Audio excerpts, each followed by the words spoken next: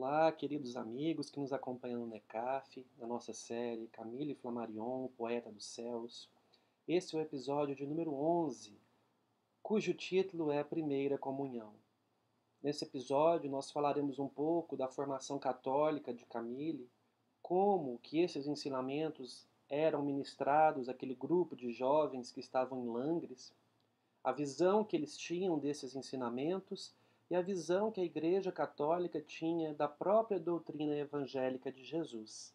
E nós vamos coletar algumas impressões de Camille a respeito destes ensinamentos. Depois de maduro, depois de mais velho, ele olha de maneira retrospectiva para aquela época e nos dá as suas impressões de como ele via aqueles ensinamentos, aquelas mensagens que a Igreja Católica colocava no coração de pequenos jovens aprendizes do Evangelho e do cristianismo. Ele começa dizendo que todas as crianças são honradas, que elas não acreditam que elas possam ser enganadas. Portanto, tudo aquilo que os professores e os mestres ensinam para elas, elas tomam como verdade. E ele não era diferente. Ele via aqueles ensinamentos, aqueles professores, com candura e com inocência. E ele sempre teve ao seu redor pessoas de bem, pessoas dignas, pessoas honestas, que não faziam com que crescesse no seu coração a suspeita de que aquelas pessoas estivessem mal intencionadas, equivocadas, ou usando de má fé para ensinar-lhes aqueles ensinamentos. Então, ele acredita nas pessoas e ele defende essa teoria de que nenhuma dúvida poderia crescer no seu coração naquela época, porque as pessoas que estavam ao seu redor eram pessoas honradas.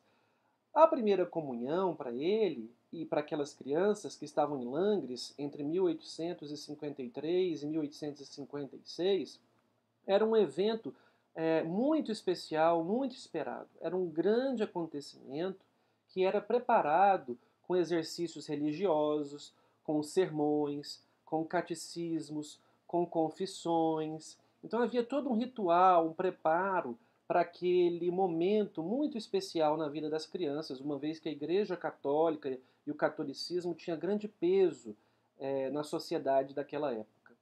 Camille nos conta que desde os 7 ou 8 anos de idade, ele conhecia já perfeitamente os 4 evangelhos do Novo Testamento e sabia de cor o relato da paixão de Cristo, o sofrimento de Jesus durante a sua condenação, o seu ressurgimento após o terceiro dia, todas as dores que ele passou e todas as mensagens contidas naquele processo da chamada paixão de Cristo. Então, Camille vai nos trazer as mensagens que a Igreja Católica ensinavam para aquelas crianças naquele momento, naquela fase de suas vidas. Então, primeiramente, ele vai dizer que a Igreja ensinava que Jesus Cristo era o Filho de Deus, o Filho único de Deus, o Filho imaculado de Deus, e muitas vezes deixavam entender que Jesus Cristo era o próprio Deus, era o Deus encarnado na Terra. Jesus havia instituído a sua igreja para a remissão do pecado dos homens e que fora daquela igreja não havia salvação. Na hora da morte, um juiz levaria a nossa alma para um de 3 destinos, dependendo do nosso comportamento. Esse juiz poderia levar a nossa alma para o céu, se a nossa alma fosse absolutamente pura, poderia levar a nossa alma para o purgatório, se ela tivesse pecados leves, ou poderia levar a nossa alma para o inferno, se os seus pecados fossem considerados mortais ou pecados gravíssimos.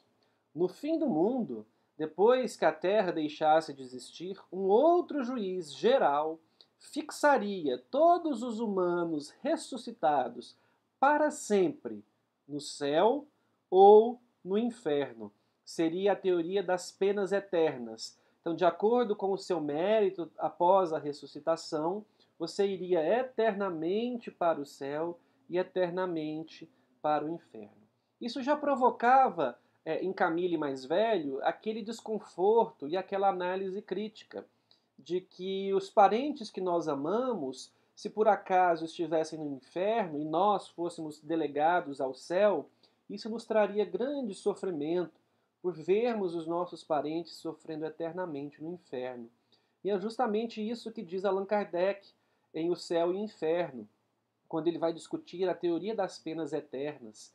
E ele vai dizer que isso é incompatível com um Deus justo e bom, que esse Deus não gostaria de ver pessoas sofrendo por verem os seus semelhantes, os seus parentes, os seus amados sofrendo eternamente no inferno. Então Camille já faz essa crítica e ele nos conta que certa feita ele teve que assistir um de seus amigos, um de seus colegas na formação católica, porque esse amigo desmaiou durante os ensinamentos da Igreja Católica. Ele perde a consciência porque ele se assusta muito e se impressiona muito com o sofrimento que os seus próprios parentes poderiam estar passando diante do inferno.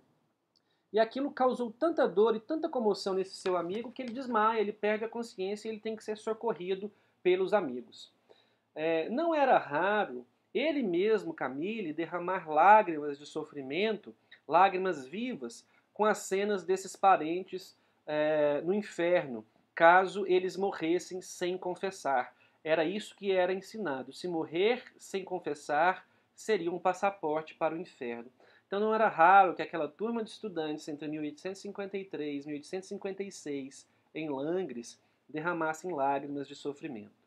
Também era ensinado que se uma gota de sangue caísse no seu próprio coração à noite antes de dormir, que você estaria fadado ao inferno.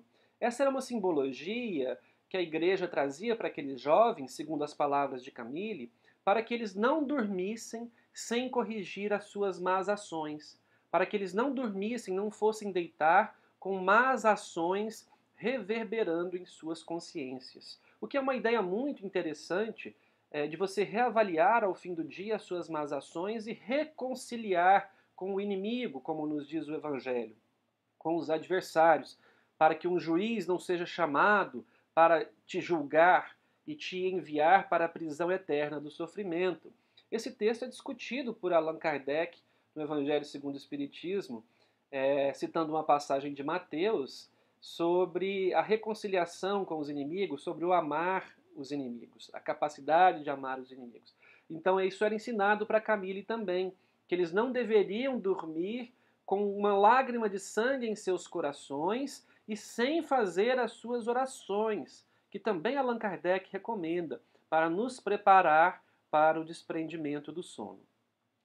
Também era ensinado àquele jovem e àqueles jovens de Langres que as boas ações eram crédito para diminuir os possíveis anos que as pessoas passariam no purgatório, trazendo à tona aquela ideia de que o amor cobre uma multidão de pecados. Os bons atos cobrem a multidão de erros e a multidão de equívocos que nós cometemos. Então isso diminuiria os anos de sofrimento no purgatório.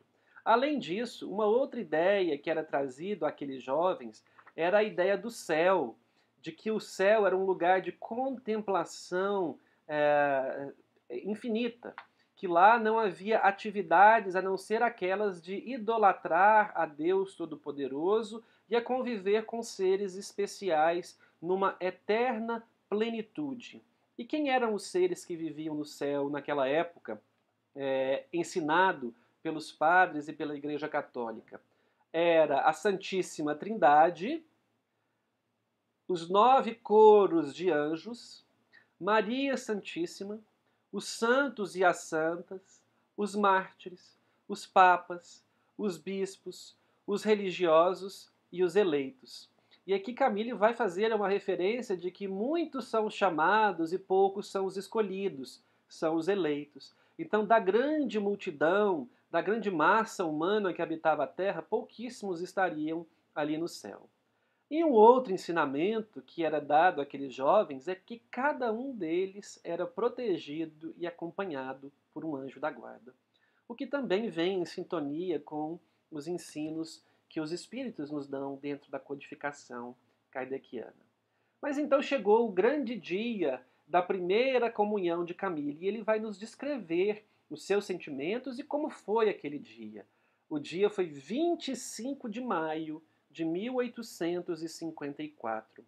E eles tinham a convicção de que eles estariam ungidos pelo bendito, que eles receberiam o próprio Deus no seu íntimo. Pegue e coma, este é o meu corpo. Era a frase que os padres e os sacerdotes ensinavam aquelas crianças a respeito da hóstia na primeira comunhão. Como se por um milagre encantador, a carne e o sangue do Salvador chegaria à carne e ao sangue daquelas crianças. Essa é uma frase do próprio Camille. Como se por um milagre encantador, a carne e o sangue do Salvador chegasse à nossa carne e ao nosso sangue. Na véspera dessa primeira comunhão, eles fizeram a sua última confissão. E lhes foi informado que se após aquela confissão, até o dia seguinte, no momento da primeira comunhão, se eles tivessem um único pensamento impuro, bastava para que eles fossem indignos de receber aquela comunhão, de receber o corpo e o sangue do Salvador dentro deles mesmos.